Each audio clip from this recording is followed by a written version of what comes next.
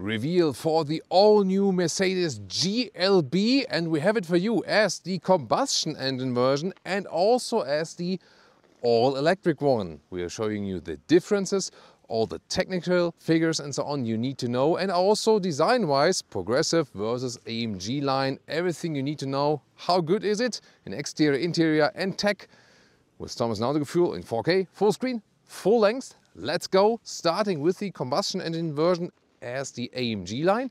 AMG line here has the sportier accentuation in the lower part, black contrast, and then the combustion engine model. You can see the grille goes through, opening for the cooling of the engine, and here these tiny Mercedes chrome stars, so to speak. The light unit is always above that. With the light strip it goes all the way through here, and then option can also get the multi-beam LED. These are the matrix LED, and we tested them in the Mercedes CLA at night already, and pretty good performance also in leaving out upcoming cars and so on. This one here in the silver, but also maybe the clear blue, a strong Thomas blue color here. This is then the electric version, but of course you can also get the blue color for the combustion and so on. You can see the electric version has the closed front grille and then illuminated stars in the middle part, and the same light unit above that. And the progressive line, you can also get AMG for the electric one or progressive for the combustion and so on, so you can mix it. Here progressive line has some more chrome accentuations in the lower part, so a little bit less black, so to speak. And then I'll soon show the differences under the hood, where we have a frunk or then the engine under the hood. First of all, here to the side profile, we have a length of 4,73 meters or 186 inches. That's 1 centimeter longer than the Mercedes CLA, same platform. Then 18 to 20 inch wheels. These are the biggest. You can have different stylings for that. This is like a really massive styling. I mean, this is aerodynamic, but at the same time it looks really fancy, doesn't it? Here in the progressive or in the base version, also here the normal wheel arches, plastic style, that will be painted in the AMG line, soon to the difference. And then the typical upright GLB style, because you're already in the length of a Mercedes GLC, but since this is the front wheel based architecture, or well, as the electric one, it's rear-wheel drive or all-wheel drive, but in the combustion engine, it's front-wheel drive or all-wheel drive. That's interesting. But here you have just more space on the interior in comparison to the GLC, although they are more or less same length. So yeah, the GLB always accounted for this baby GLS, so to speak. In the rear, completely new design with light spin that goes here vertically, then all the way around and back again. Tiny Mercedes stars here also in the rear signature, that looks funny. And the base model without the multi-beam option would have a gap here in the middle part. I told them maybe that was more expensive to make two different versions of that. Why not give it to everyone? But here, when you have the multi-beam LED, the light strip goes all the way through. GLB 250 Plus, this is the best range version so far.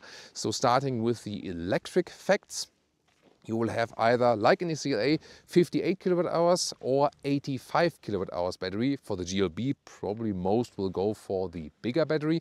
And then you have this rear-wheel drive version, the GLB 250 Plus. Acceleration figure here for this rear-wheel drive model is 7.4 seconds. There's also the all-wheel drive version, the 350.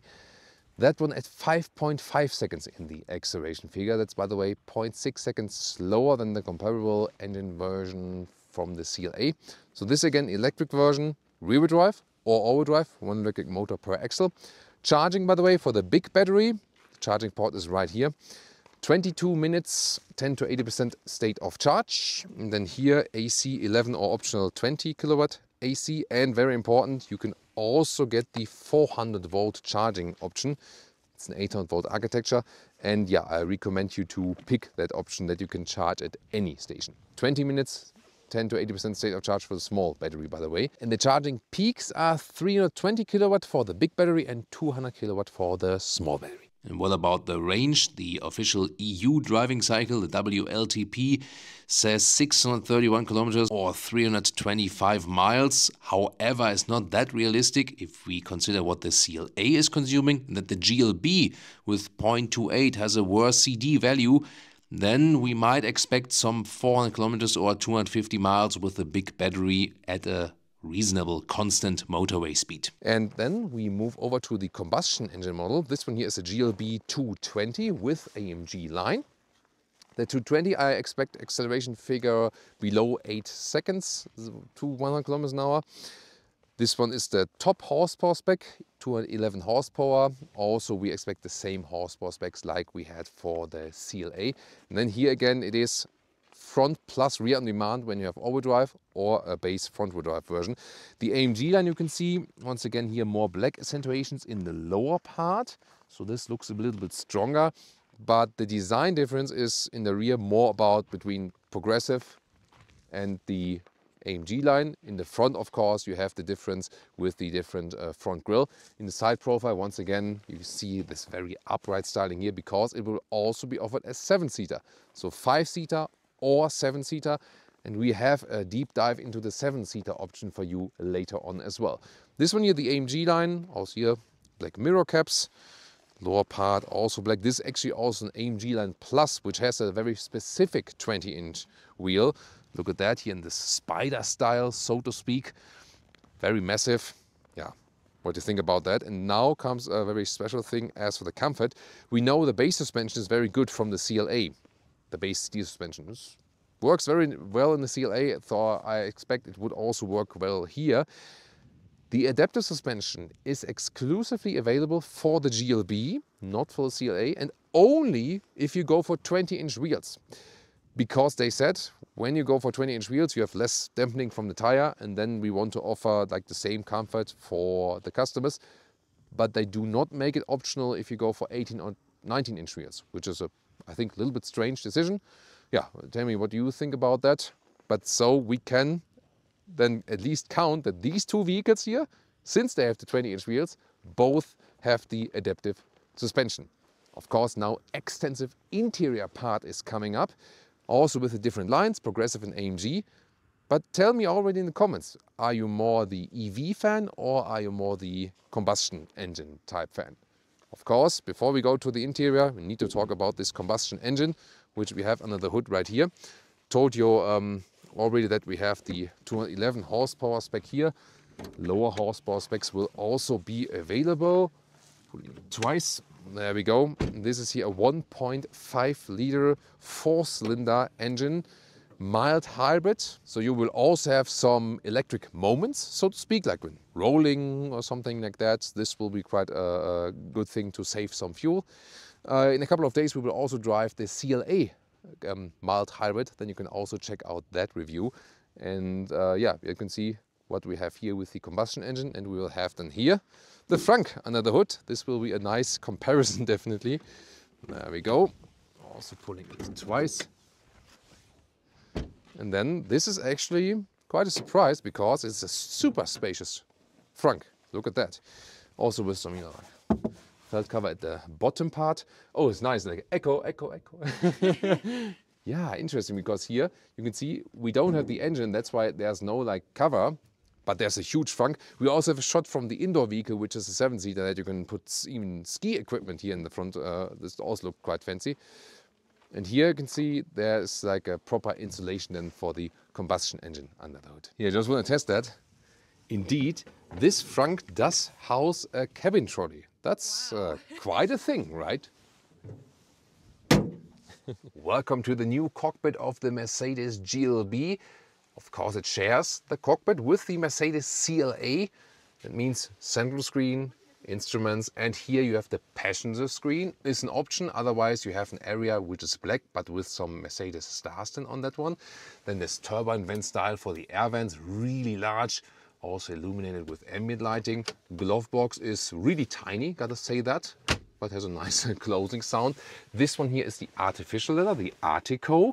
And both progressive seats, as you see here, and sport seats, which you see soon, are same here from the middle area. The bolstering is what is the main difference, and the head restraint, which is separate here. This one can you forward and backward, and also the classic higher and lower thing. In the sport seat, it's more like integrated, but soon more to the differences. A base seat would be fabric on the inside, by the way, and then leatherette on the outside. The sport seat soon with microfiber also available. And then there's optional animal skin. And here with 1A9, 602, some headroom left, fixed glass roof, always standard. And then this one, as a progressive line, has here the standard steering wheel, but return of the real jogs. Mercedes calls it rocker and roller. So rock and roll, left side for the cruise control, right side for the volume. Steering wheel up and down, in and out, really wide. You know how we can adjust that. The AMG line steering wheel is different. Soon going to show that to you. This one here, the Bright steering wheel, is not a must, but you can go for it. And what I immediately feel is, I would wish at Mercedes in general more seating depth at the sit bone area, but in comparison to the Mercedes CLA, you sit more comfortably here because it is more upright. You have more space for your feet, and that's why in CLA you rather would sit like this, and here you sit then more upright, and that's why it's also less pressure on the sit bone, and that's why the GLB is indeed more comfortable than the CLA. And it's a typical thing with SUVs. We have it also with other manufacturers where you have the same model on the same platform as an SUV and as a sedan. Very interesting, definitely, isn't it? And then here, the middle console, different decor elements are available. This is more like this aluminum style, so to speak. Then here we have inductive charging pad. It's also ventilated a little bit. You can see it right here underneath this rubber cover, for example. Then they also have this hole here. Then you can pull a cable down to the lower area and charge with USB-C in the lower part, 2 USB-C chargers. You can have 100 watt on one side. The overall power is 120 watts. So you either charge with 100 watt on one side or with 60 watts on each. So that's the logic behind that. Cup holders here are adaptive like this, but they don't hold all buttons tight enough. And then here, split armrest. This should be a little bit softer for your elbow, and then you have more space underneath. So also the middle console is shared with the Mercedes CLA actually. These air vents here, by the way, you can also move them here manually. They also have a nice clicking sound. Zoom onto the infotainment system. What I can show you here already is that you here control the climate unit here when you don't want to do it with voice, and also here the seat heating and the steering wheel heating is always in the second level, and to me that's sometimes a little bit complicated, honestly, but very clean. And then this layout here all the way flat, and if you want the passenger screen or not, that's up to you. Putting in the gears, by the way, is here you start the engine or the EV right here. This is start stop, and then you put in D or reverse for reverse gear. And here, by the way, the rear view camera, 360-degree view you have available here. Looks pretty crisp, although it's against the sun. And then when you press this button again, then you shut down the vehicle. Now to the AMG line interior. And by the way, if you have not subscribed so far, please do so to not miss any of our new reviews. And of course, if you go like for a thumbs up and leave us a comment, always helps the algorithm to support us a little bit. It's all for free. And now here, open the vehicle, then the door handles come towards us or go away again, depending on if it's open or closed. You can also have this automatic approaching to the vehicle, and then they come towards you, and then they're actually physical. Yeah, as you know, I've told the story many times before. The Chinese market demanded these door handles, then everyone was going for it. Now the Chinese market will disallow these door handles because they prove to be not so safe. The German manufacturers say that their door handles always pop out in the emergency case, and this one is also still manual. That means even if it's like sealed, you could still manually open it. So then inside of the doors, here we have a nice high-grade leatherette, also somewhat soft touch, and then even softer here with the white surface. This is a special color trim. You don't have to go for it. You could also have everything in dark. Here the seat controls, they move, by the way, so they brought that back again, but then again you don't have the seat heating button. Heated steering wheel was kind of connected with that, but I like to have the button for the heated seats here, which was kind of common for Mercedes models. And then here, the big decision, like in the CLA, 2 window levers. I think a Mercedes should have 4, but some say when you here press rear and then control them, it's easier to control because they then don't miscontrol them, so to speak, because you always know, I'm with the front windows first, you know what I mean? And then the hardback here for the front inside door pockets. Then we have a Mercedes entry badge. This is then here the AMG line with a different steering wheel. So you have a two-spoke design right here. That looks definitely sportier than the other one, and you also have perforation at the side. Animal-free steering wheel material is to come at a later stage, by the way. This one here, however, the seat here is animal-free, and probably design was my favorite one because here you have the micro-cut, microfiber, and some leatherette at the outside. And once again, the inside supposed to be pretty much the same as the product managers told us, but the side bolsters are tighter here with the sport seats. And you can also adjust the head restraint a little bit, forward and backwards. Like here, so that is actually possible. Yeah, but that's definitely the most cool looking seat, so to speak. And let's get inside here, and then let's see.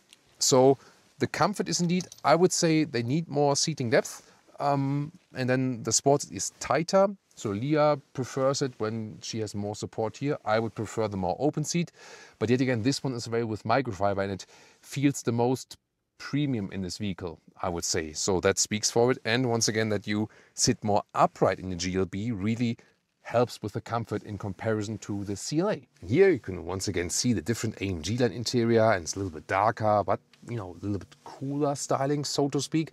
This one also has the sky control, so you have the illuminated stars in the panoramic roof, and then you can also change how this digital shade appears. Again, it does not change anything how much sun goes through as for the heat, but it's a little bit visual, it's a little bit to play around with, clear or completely closed, and it works really quickly.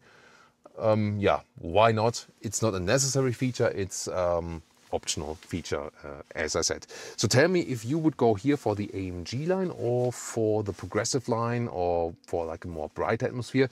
Here also once again the Burmester sound system, which is pretty cool, by the way, nice option.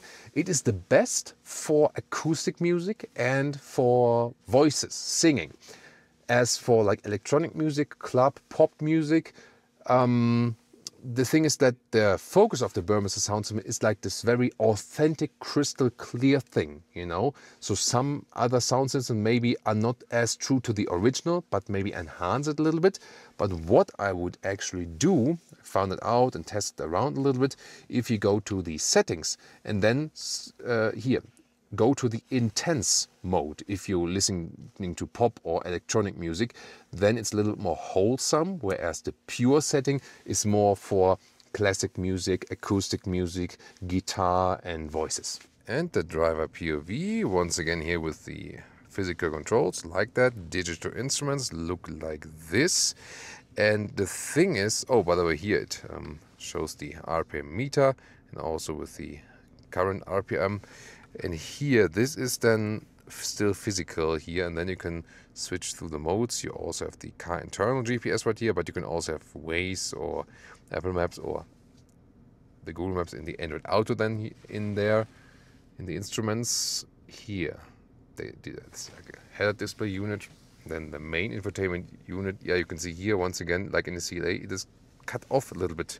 So when I have the steering wheel all the way out, my visibility is kind of like blocked by the steering wheel here, that I cannot see this area that well. And here, there's like not a final symbol here for the steering wheel heating, and then the seat heating like this is always in 2 levels, because when you are in the main menu like this, then you always have to go there first and then activate it. To me, too complicated. Also with the climate unit doing that while driving. So yeah, probably I will then get rather a user to leave it 22 degrees or 72 degrees Fahrenheit. Oh, but that's a nice color theme here. Nice color theme, right? Wow. Leah likes that. Yes. Also in her winter look here today. Ooh, yeah. Yeah, we're all freezing. Now it's minus 5.5. It will probably get to minus 12 Yes. Celsius. Yeah, that's really cold. And you have different color schemes here as well, like here, and then you can go to either ambient styles, so the whole style that changes everything directly, or you can also go to these individual modes with the ambient lighting, and then Leah can, for example, pick Venice Pink. And then also here, there again, for the vents and so on. So that's pretty neat, right? Then this is new. I mean, it was here before, this one, to turn off the EU speed chime law thing, but then you can also quickly turn off the attention assist. That is new. Very interesting what to think about that. The only downside is that for the acoustic warning, you then have like a 2-level step. And now to the rear seats. Here inside of the doors is also soft touch here in the top part.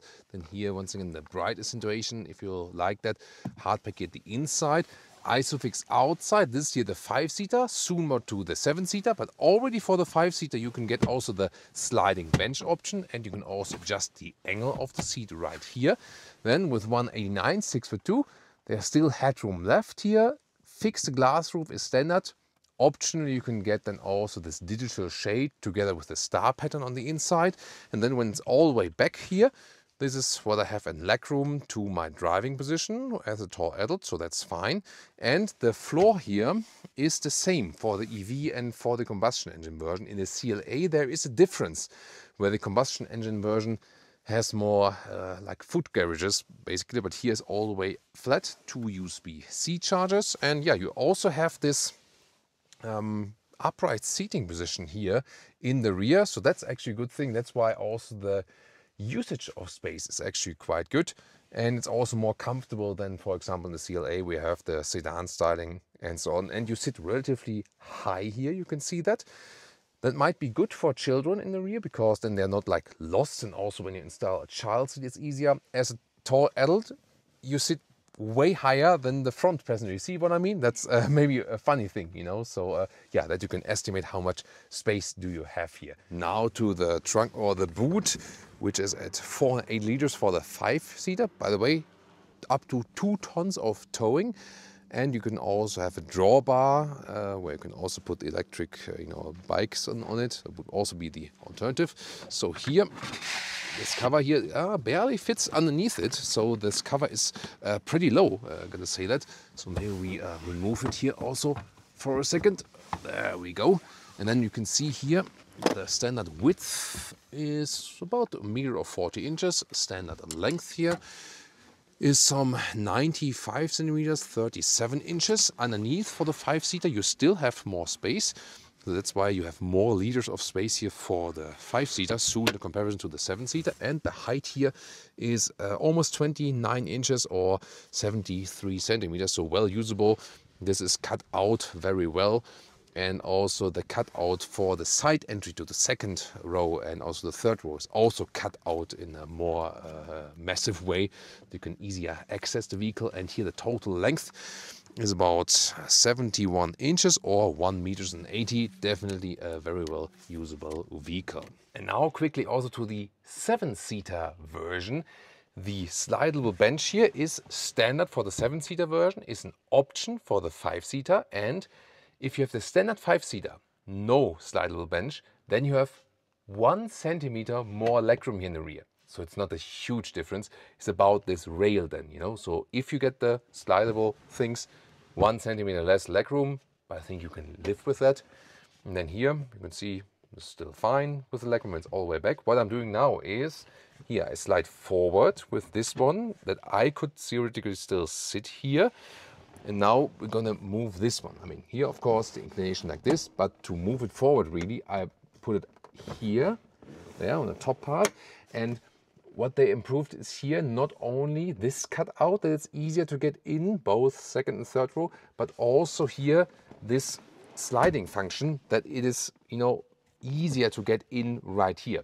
Still, you know, somewhat tight, but I think we can manage. Now let's get inside. So AJ recently was managing that, but now me with my longer legs, I do struggle here. So if I'm sitting in the front seat and then try to get in here, it's not really possible. So this is not tall adult proof. Headroom, I mean, I have to shrink here a little bit, but this is really more for the kids. And here you also have Isofix and at the 3rd seating row. And also here these head restraints. This is like a US regulation that they go all the way through. There's no gap right here. There's like some crash safety regulation thing. So yeah, as I said, nothing for adults here, but this is more like for like kids, soccer practice and so on. And then you can use the Isofix here, 1, 2, 3, 4 And silver vehicle here, this is our 7-seater. You remember, is 540 liters for the 5-seater, 480 liters for the 7-seater, and this still works here with the cabin trolley like this in the rear. So yeah, it's interesting even when the 3rd seating row is up, and then you lose liters in height. It's like the length and the width is the same. Then you can here pull this strap, put them down. You have to put this one a little bit forward, like this, and then you can push them. I mean, you can leave it like this for cargo position, or put them back again for most legroom. Then here you can see the difference, but then you cannot pull them up here again because they're kind of like locked there. So you have to push them forward again. And here underneath, yeah, some space, but this is where you can see you do lose the height, and that's where also the little bit less of the liter figure. So tell me in the comments, would you go for the 5-seater or for the 7-seater? Pricing starts at 59,000 euros for the electric version, and if you go full spec, 20-inch wheels, everything is on, you can get closer to about 80,000 euros even for a GLB. The combustion engine model will be some 4,000 to 8,000 euros less than that if we compare it also to the CLA prices. So the thing will be, in some markets, the combustion engine model will be less expensive, especially as for the list price. But then in other markets where maybe the list price for this one might even be higher, taxation comes into play, you know, and some have like these extreme taxations on combustion engine models. So depending on the country, it can be that the electric version is the cheaper one. So which one will be more successful really depends on the individual taxation of the country. For example, in Germany, we have like also taxation benefits, even if the list price will be higher for the EV, the monthly price, if you take, at least if you take it as a company vehicle, it could be a lower monthly fee, whereas for private use, maybe the petrol engine then makes more sense. So interesting that they offer it in both versions, definitely. And I think design-wise, since it's more upright, this design with the split headlamps in the grille, I didn't like it so much with the CLA, honestly. But here I think in the GLB it works better. So a fresh, modern look for the GLB. At the same time, they kept the core values with the very upright building style, being once again a baby GLS. On the interior, some improvements that you can easily access 2nd and 3rd seating row, so you have more space overall on the whole interior. That works well too. What has to be improved, I think, that you have a little bit more, like in the CLA I said, a little bit more seating depth. However, I do see a big advantage for the GLB in comparison to the CLA. If you think about, hey, sedan versus SUV, yes, especially in the electric version, this one stands more against the wind. 0.28 is the CD value. Not the ideal CD value among the recently published EV SUVs. With the combustion engine, it won't play such a role then, however. But definitely, you sit better than in the CLA because you have this uprighter seating position, and that also gets less stress on the sit bone. And that's why, although you have the same seats like in the CLA, you have more comfort here sitting more upright in the GLB. So it's overall a very practical family car. And as I said, GLC, yes, does offer you a very more luxurious ride, but it has less space on the interior than the GLB. Very interesting insights here for you today. Which one would you go for? EV or combustion engine, AMG line or the progressive? Tell me in the comments. And now also compare the platform brother, the Mercedes CLA, or do you want some more luxury with the GLC?